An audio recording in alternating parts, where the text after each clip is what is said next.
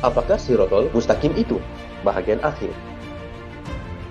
Daripada penjelasan firman-firman Allah dalam video-video sebelum ini, sedikit sebanyak pasti Anda sudah mulai jelas tentang apakah Sirotol Mustaqim itu. Jelaslah bahwa Sirotol Mustaqim itu ialah milah Ibrahim, yakni jalan kebenaran Allah Tuhan yang Maha Esa, yang menjadi konsep dan jalan hidup atau sistem hidup para nabi dan rasul Allah dalam memperjuangkan tegaknya sistem hukum yang benar dalam suatu kekuasaan Allah demi terwujudnya kedamaian dan kesejahteraan hidup umat manusia di muka bumi. Milah Ibrahim merupakan konsep atau jalan hidup yang berbeza dengan apa yang ditempuhi oleh mereka yang berjalan pada jalan yang dimurkai Allah dan jalan yang sesat. Siapakah golongan yang dimurkai oleh Allah? Golongan yang ditimpa kemurkaan Allah ialah umat atau bangsa yang telah disampaikan misi risalahnya dan memahami kebenaran Allah yang sejati. Namun mereka lebih memilih jalan hidup yang lain, yaitu jalan hidup yang dibuat oleh nenek moyang mereka sendiri yang kafir musyrik. Mereka kafir kepada kebenaran yang disampaikan oleh saksi-saksi Allah, sehinggalah apabila tiba saatnya Allah memberikan azabnya kepada mereka. Manusia yang berjalan pada jalan kesesatan dan tidak mendapatkan wahyu Allah atau sinar Allah ialah manusia yang berada dalam kegelapan.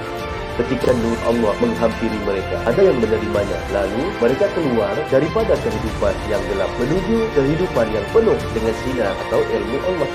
Namun tidak sedikit juga yang menolak nur Allah tersebut, lalu mereka tetap bergelimang dalam kegelapan dan kesesatannya, sehingga datangnya hari penghakiman bagi mereka di dunia ini. Surah Al-Baqarah ayat 257.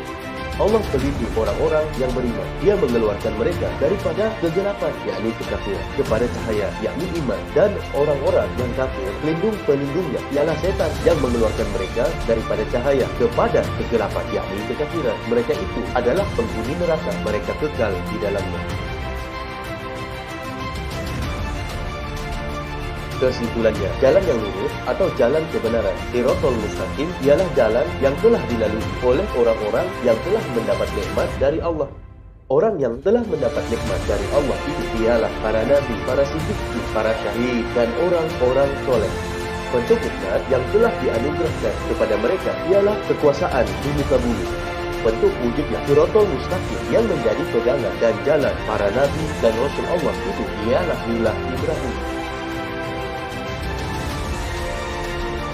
Akhirnya, apa jua jalan yang dipilih oleh setiap manusia menjadi hak asasi dan tanggung jawabnya sendiri. Setiap pilihan memiliki proses dan akibat tersendiri. Oleh itu, pahami dan yakinilah jalan yang akan menjadi pilihan Anda. Jadikan Sirotol Mustaqim, jalan kebenaran Allah, yakni jalan milah Ibrahim, jalan para nabi dan rasul Allah sebagai pilihan jalan hidup Anda untuk mendapat nikmat darinya. Jika itu pilihan Anda, berarti doa Anda agar ditunjuki kepada Sirotol Mustaqim itu telah dijawab oleh Allah, dan solat Anda pun tidak sia-sia lagi. Segala puji bagi Tuhan semesta alam yang Maha Pengasih dan Penyayang.